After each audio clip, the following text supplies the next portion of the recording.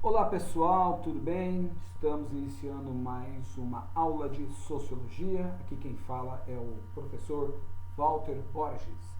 Espero que nós consigamos aí de alguma forma trazer a vocês um pouco do conhecimento maior da Sociologia, de modo que a gente possa aprofundar sobre as linhas clássicas do pensamento sociológico, que é o tema da aula de hoje.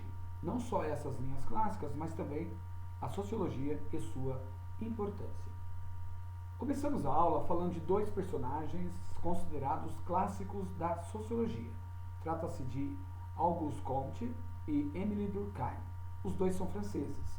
Esses dois eles são da linha, porque temos três linhas clássicas, né? A positivista funcionalista, a compreensiva e a materialista histórico-dialética. Muito bem. O que é isso, afinal de contas? Vamos apresentar primeiro. A positivista funcionalista é aquela que tem como fundador Auguste Comte, né? E Émile Durkheim como principal teórico. A perspectiva funcionalista toma como ponto de partida a existência de uma vida social gerida acima e fora das mentes dos indivíduos, de forma que o peso da sociedade sobre esses indica a preponderância de uma consciência coletiva. Veja bem, a ideia que mostra essa linha clássica positivista funcionalista demonstra que existe, em verdade, uma força exterior ao indivíduo, uma força maior, coercitiva, que exerce pressão, que molda o caráter ou molda o comportamento do indivíduo. Karl Marx, Émile Durkheim e Auguste Comte afirmam que existe uma vida social gerida de fora para dentro das mentes dos indivíduos, ou seja, ele chama isso de consciência coletiva. O que é isso, consciência coletiva? É a força que o conjunto da sociedade exerce sobre cada indivíduo. Imagina uma criança que nasceu hoje, e essa criança então ela passa a imitar comportamento de uma sociedade que já existe. Então a força das pessoas, a força do pensamento das pessoas, o modo de vida, o que ele vai comer, o que ele vai vestir, vai influenciar definitivamente ou de uma forma preponderante a vida desse indivíduo. Então, na visão positivista funcionalista, a sociedade é maior do que o indivíduo. O que vem primeiro? Sociedade ou indivíduo? Na visão funcionalista, a sociedade é maior. Ela é mais importante e exerce influência sobre o indivíduo. Muito bem. Temos também agora outra linha clássica do pensamento, que é a linha da sociologia compreensiva. Destacamos o autor, o clássico pai um dos clássicos da sociologia, o alemão Max Weber. Viveu entre 1864 e 1920. A sociologia desenvolvida pelo sociólogo alemão Max Weber, ele tem como ponto de partida a ação social. É uma perspectiva que, de alguma forma, é oposta ao materialismo, ou melhor, ao positivista funcionalista. Por quê? Porque para essa perspectiva, né, essa perspectiva compreensiva, ela considera a ação individual como ponto de partida para a compreensão da realidade social. Na visão de Max Weber, não é, como diziam os funcionalistas positivistas, não é a sociedade maior do que o indivíduo. Não é a sociedade que molda o indivíduo. Na visão da sociologia compreensiva é o contrário. É o indivíduo que, pelas suas ações, a gente começa a compreender a sociedade. É mais ou menos assim. Para Max Weber, se você vê um brasileiro, pelo comportamento daquele brasileiro, você tem ideia de como é a sociedade inteira. Ou daquele brasileiro, um conjunto de brasileiros. Para a positivista funcionalista, ou seja, para Max Weber, ou melhor, para Auguste Comte e Émile Durkheim, eles já vê o contrário. Ele fala assim, para saber como é que é aquele brasileiro, eu tenho que conhecer a sociedade inteira, que eu sei que a sociedade exerce influência sobre o indivíduo. É ao contrário. Então, para a linha do pensamento da sociologia compreensiva, a gente percebe então que a ação individual é o ponto de partida para a compreensão da realidade social. Através dos indivíduos ou da soma deles, de alguns selecionados, a gente passa então a compreender a sociedade ou o grupo social que aquelas pessoas fazem parte. Então, a tônica dele é o indivíduo para a sociedade. Uma terceira linha que eu queria abordar, de linhas clássicas, é materialista histórico-dialética. E o principal teórico e fundador desse pensamento é o mais combatido e perseguido, por que não dizer famoso, Karl Marx. Para o bem e para o mal, está aí. A teoria de Karl Marx é uma das mais influentes do mundo. Karl Marx dividiu a sociedade entre antes de Karl Marx e depois de Karl Marx. E onde você olhar está a influência de Karl Marx, principalmente no que diz respeito à história. Tá? Ele viveu entre 1818 e 1883. É muito importante a gente conhecer Karl Marx, porque ele desenvolve uma teoria fundada no materialismo histórico dialético, que é também uma oposição à perspectiva funcionalista, porque ele aponta que as formas de coerção e poder existentes no contexto da sociedade têm origem não na sociedade inteira em cima de um indivíduo, mas nas diferenças e conflitos que existem de ordem econômica na sociedade. Então, trocando em miúdos, a sociedade ela é compreendida a partir das forças e do poder e da coerção dos grupos que existem na sociedade, ou seja, das classes sociais que existem na sociedade, na luta de classes entre ricos e pobres, trabalhadores e empresários, burgueses e proletários. Nessa visão, Karl Marx nos avisa que constitui a sociedade. Então, para Karl Marx, a sociedade capitalista é uma sociedade burguesa, que não é uma luta de classes, segundo Karl Marx. Para ele, é uma dominação de classes, ou seja, empresários, financistas, burgueses dominam sobre os trabalhadores. Não há uma igualdade de força. Ele começa a fazer uma teoria falando que a sociedade é medida por causa desses conflitos e as diferenças, ou seja, os antagonismos, mas que na verdade a gente consegue entender a sociedade através dessa luta de classes, que para ele fala que é desigual e por isso que o empresariado ou os burgueses exercem dominação de classe, não só de classe econômica, mas também ideológica. Os pobres, os trabalhadores, eles reproduzem o pensamento dos ricos e eles concordam até, por isso que não tem força de reagir e combater esse sistema desigual, concordam com os pensamentos dos ricos. E ainda até dizem, o rico é rico porque merece, eu sou pobre porque eu não mereço. E acha que isso é um fatalismo e tem que ser assim mesmo. A burguesia agradece aos pobres que pensam assim. Os empresários agradecem aos trabalhadores que pensam assim, porque assim o sistema de desigualdade permanece igual. Aliás, o sistema capitalista é fundado na desigualdade, para o bem e para o mal. Então, o Karl Marx, ele estuda o capital, ele estuda o mundo do trabalho, ele estuda a realidade social a partir da lógica desse materialismo histórico dialético. Ele parte do princípio de que todo mundo precisa trabalhar para se alimentar. Então, o que faz a leitura? Como é que uma sociedade é gerida? Como é que ela se desenvolve? A partir do trabalho, das relações do trabalho. A pessoa trabalha para alguém, ou então a pessoa explora alguém, ou um grupo de pessoas. É assim que funciona e é assim que se dá o capitalismo, por isso se escreveu o Capital. Muito bem. Dito isso, nós temos que Marx, Durkheim e Weber são considerados autores clássicos da sociologia, porque em suas obras se encontram os elementos básicos para a explicação científica dos fenômenos sociais. Ou seja, a teoria desses três teóricos são a base de todos os pensadores contemporâneos, inclusive. Esses pensadores apresentam pontos de vista diferentes, distintos, sobre a objetividade científica do conhecimento da vida social dos seres humanos e diferentes reflexões em torno da sociedade capitalista. Cada um deles cria uma ferramenta de leitura.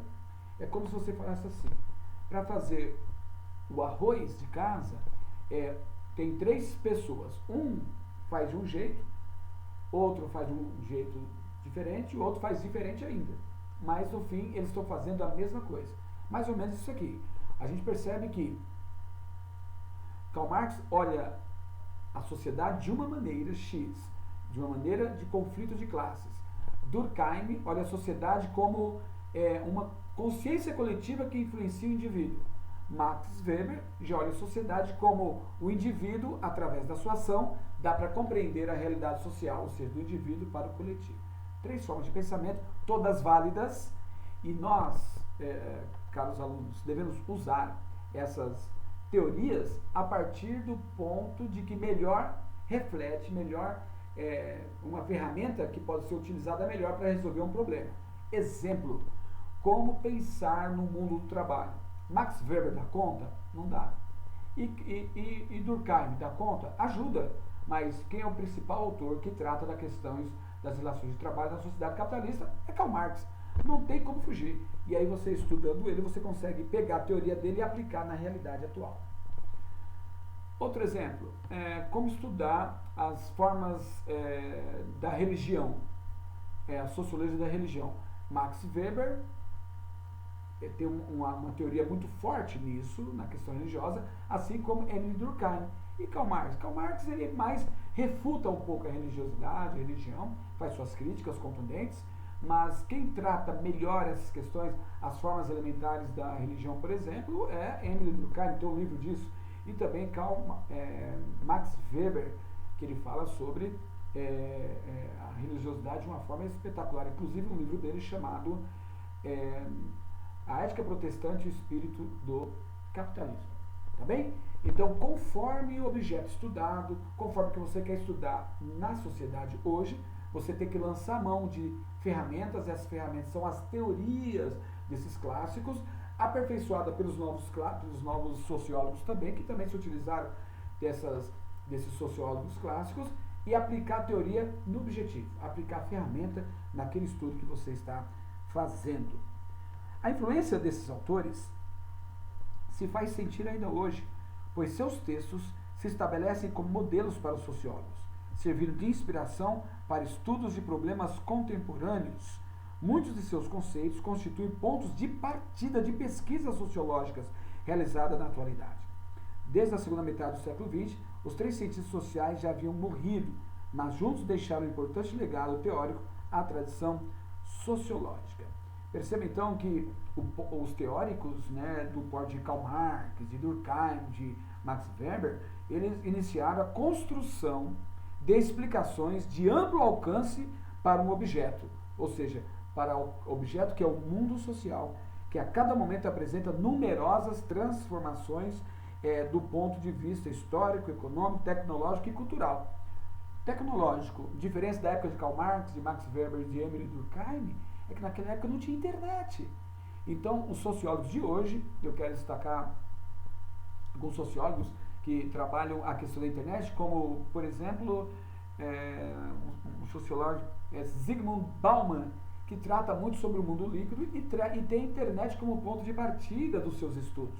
Mas ele pega a teoria de Karl Marx. Olha que interessante. Ele pega a teoria de Karl Marx para estudar a internet na atualidade, aperfeiçoa, coloca novos elementos nessa teoria e constrói a sua própria teoria. Mas ele não deixa de ser um elemento baseado na teoria de Marx, ou seja, marxista. Em termos de teoria, gente, não em termos de militância. Olha, o caso de Zygmunt Bauman, ele também foi militante, né? Porque ele tem toda uma história particular, que ele foi vítima do nazismo, enfim, mas ele acaba sendo militante, né? Mas a militância dele está no sentido de compreender a sociedade da sua época. Zygmunt Bauman, polonês, ele foi para os campos de concentração, teve uma história muito difícil, perdeu familiares da época da Segunda Guerra Mundial e desenvolveu sua teoria a partir das ideias de Karl Marx. Então, olha só, até hoje, as transformações que ocorrem, por exemplo, como estudar o que está acontecendo hoje na nossa sociedade com esse isolamento social. Pensa que transformação que não foi de um dia para o outro, de questão de menos de um mês, todos nós estamos aí no isolamento social. Isso é alvo dos teóricos sociológicos para entender o que se está se passando na sociedade, tá bem? A importância de conhecer e estudar os clássicos da sociologia reside no fato de que, mesmo atualmente, muitas pesquisas de caráter sociológico se baseiam em algumas dessas correntes, seja para tentar explicar fenômenos sociais contemporâneos, seja para pensar formas diversas de intervenção social. As teorias clássicas, mesmo tendo sido objeto de críticas ao longo da história do pensamento sociológico, ainda oferece subsídios para a compreensão da sociedade contemporânea. Ou seja, você pode pensar assim, mas Karl Marx merece crítica?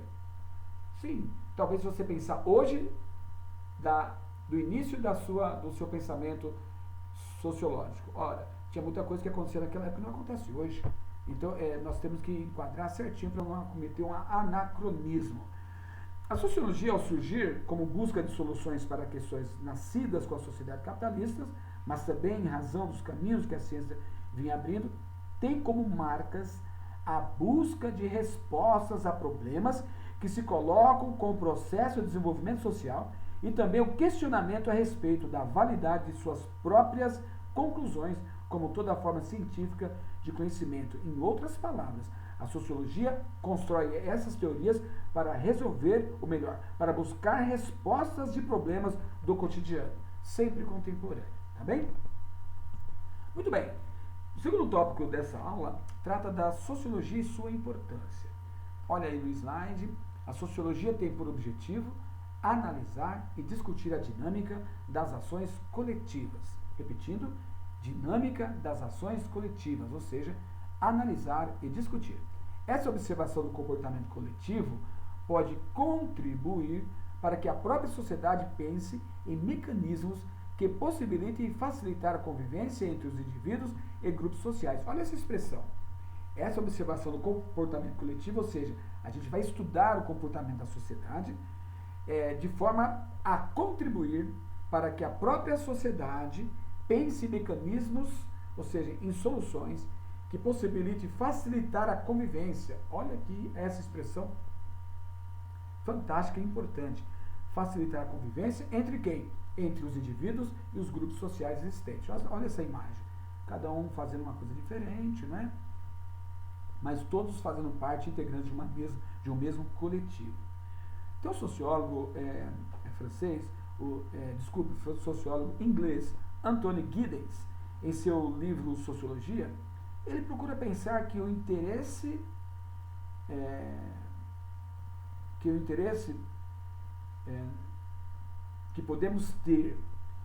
nós podemos ter na atualidade em estudar as pesquisas e os postulados sociológicos está fundamentado em abrir caminho em 3 aspectos, na visão de Anthony Giddens.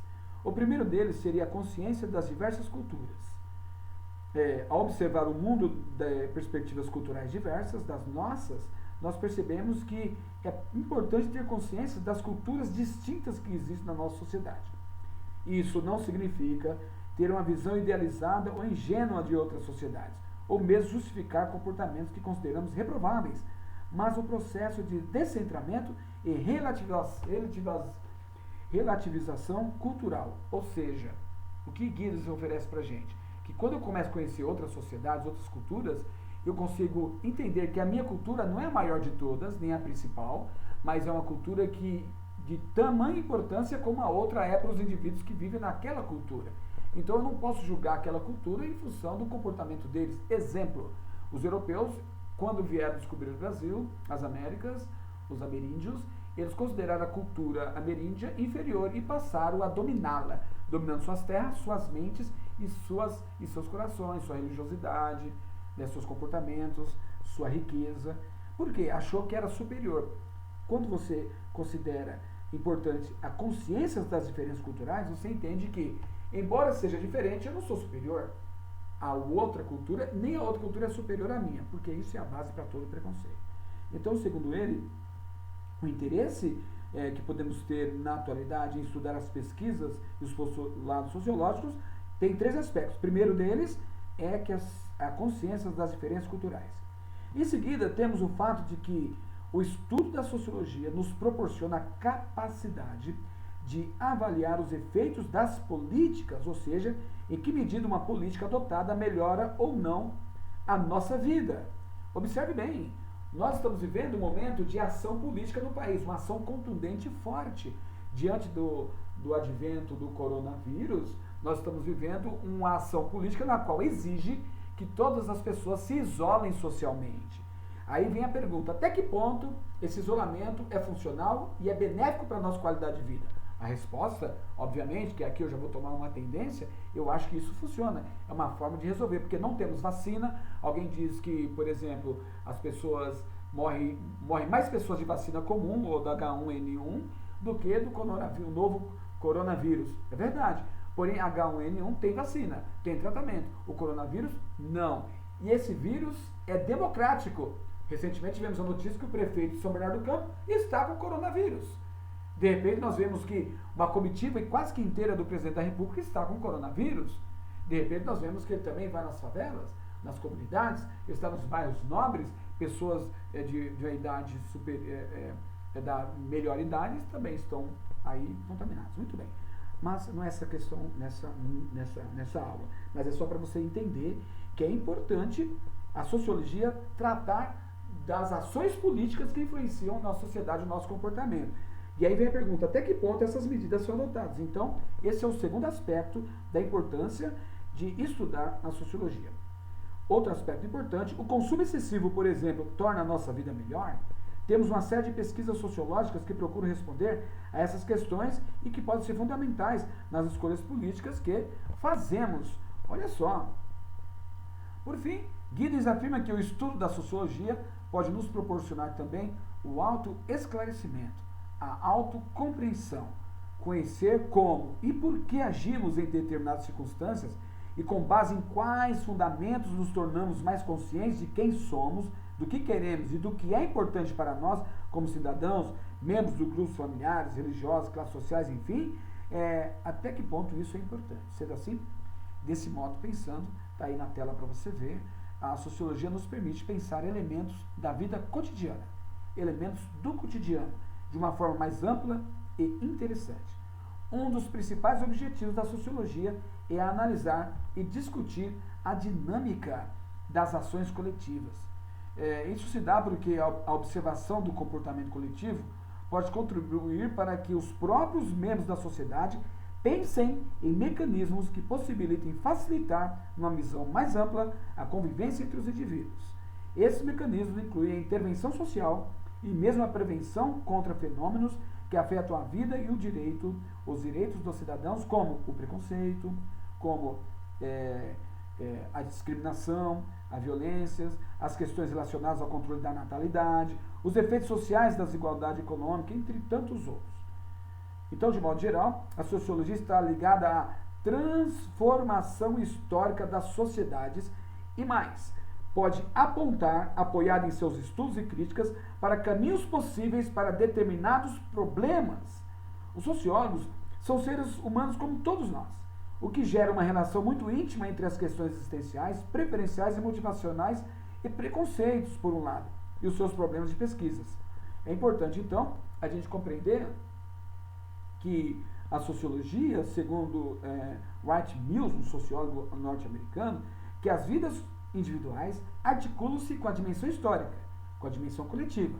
Você não está isolado no mundo. O que você está sofrendo hoje aí na sua casa, assistindo essa videoaula, não é só você, é todas as pessoas que moram em uma certa região, no caso, a região do estado de São Paulo, né, e por extensão São Bernardo do Campo, nós estamos vivendo, ou seja, a sua vida individual está ligada a essa condição coletiva histórica, não está desvinculada. Tudo que acontece no país te atinge de alguma maneira. Então, você se preocupar com o que acontece no país é fundamental e a sociologia quer que você tenha essa capacidade de desnaturalizar esses acontecimentos, esses fenômenos sociais. Isso acontece com todos nós, sejamos sociólogos, estudantes do ensino médio ou trabalhadores. A sociologia, portanto, como ciência aplicada, constitui uma ferramenta bastante útil para conhecermos o mundo em que vivemos e nos tornarmos mais aptos a tomar consciência de nossas limitações e potencialidades. Assim, a principal contribuição da sociologia é nos fazer compreender o sentido da nossa existência.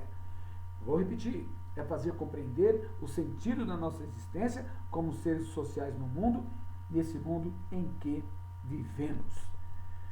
É verdade que o conhecimento sociológico também contribui para o desenvolvimento de uma consciência crítica de todos aqueles envolvidos no processo de reprodução ou transformação. Quando eu falo reprodução, que a gente copia os comportamentos. E transformação, quando a gente inventa algo novo.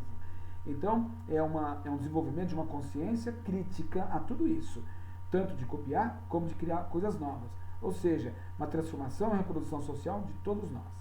Assim, a presença cada vez mais significativa da ciência sociológica, tanto no cotidiano escolar como no midiático, lá na mídia, pode significar o contato com uma forma de pensar os elementos da nossa vida comum, com o objetivo de nos tornarmos mais conscientes de nosso papel de sujeitos sociais, no sentido que a sociedade existe porque nós existimos.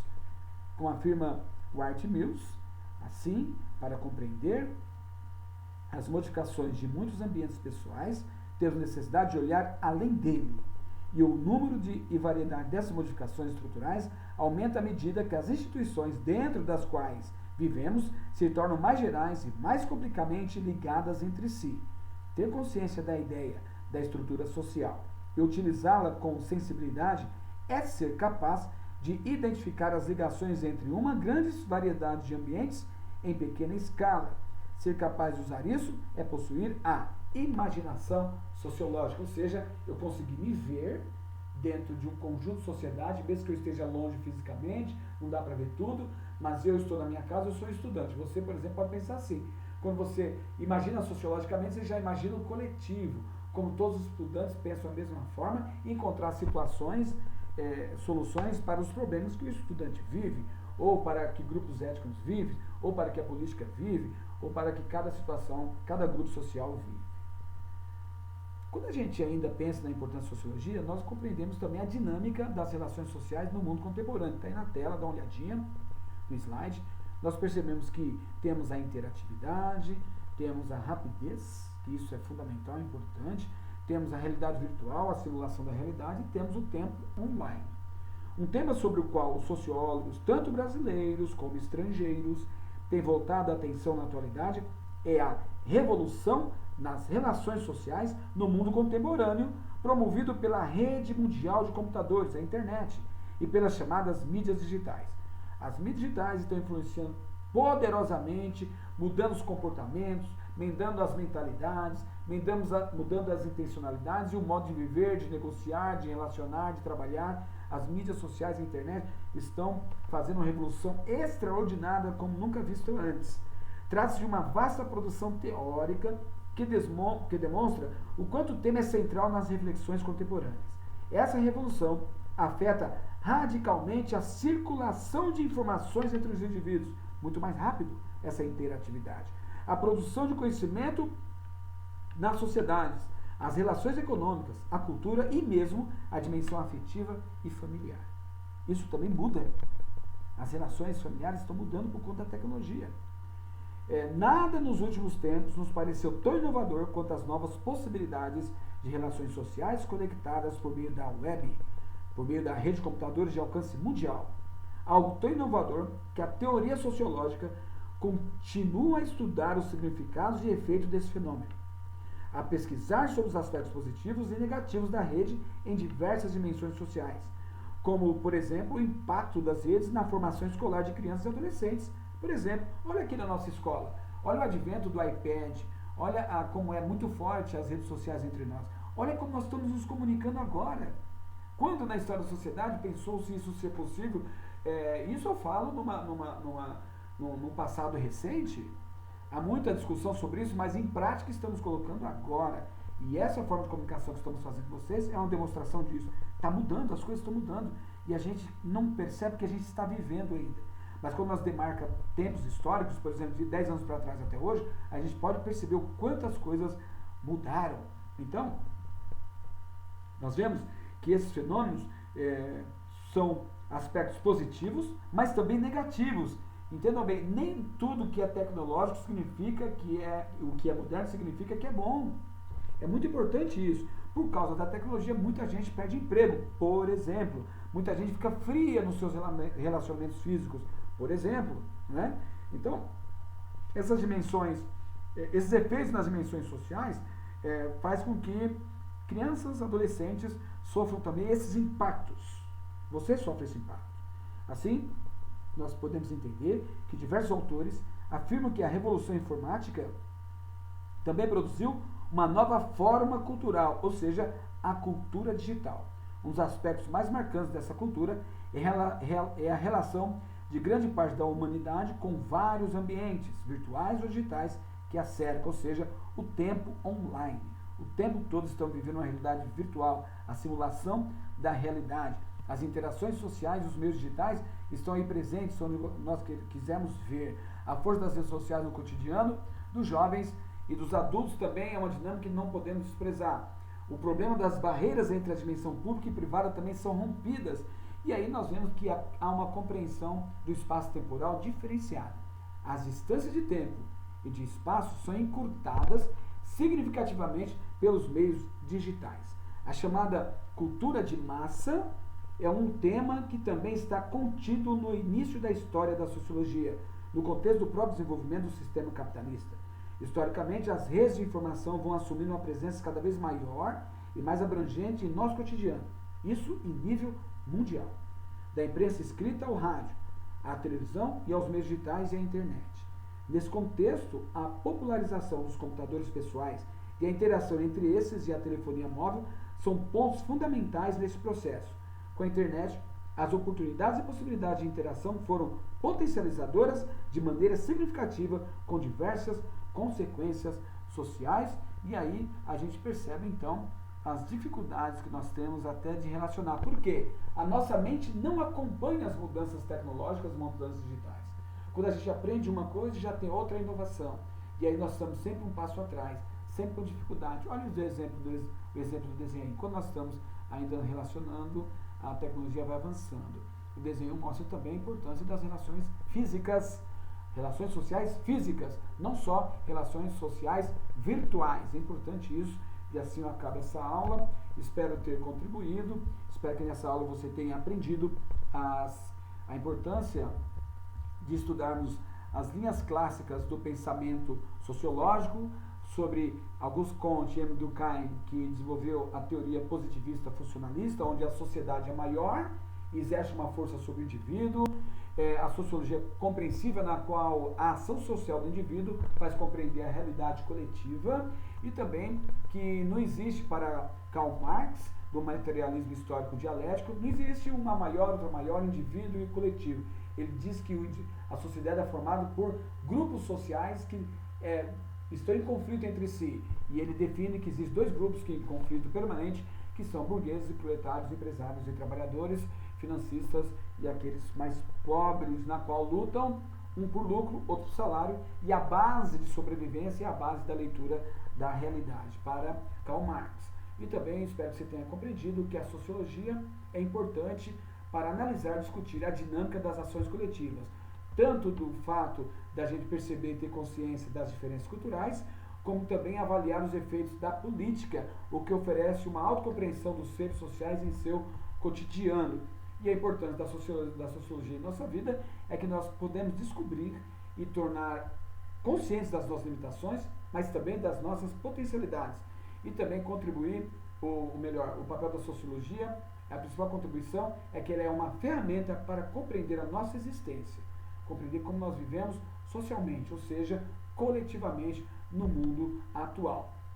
Frisamos também, para finalizar, que as culturas se desenvolvem, e principalmente nos últimos anos, as culturas se desenvolvem e são modificadas a partir do mundo digital, onde a interatividade, a rapidez, a realidade virtual e o tempo online são preponderantes. Ou seja, as interações sociais, os meios digitais, estão transformando a vida e o cotidiano de jovens e adultos, e os problemas que existiam de barreiras entre a dimensão pública e privada são rompidos, e mais, as distâncias de tempo e espaço são encurtadas de maneira significativa pelos meios digitais. Espero que vocês tenham tido uma boa aula, e até a próxima aula na outra semana. Eu vou colocar uma atividade aí para vocês, e boa aula, e até a próxima, gente. Tchau, valeu!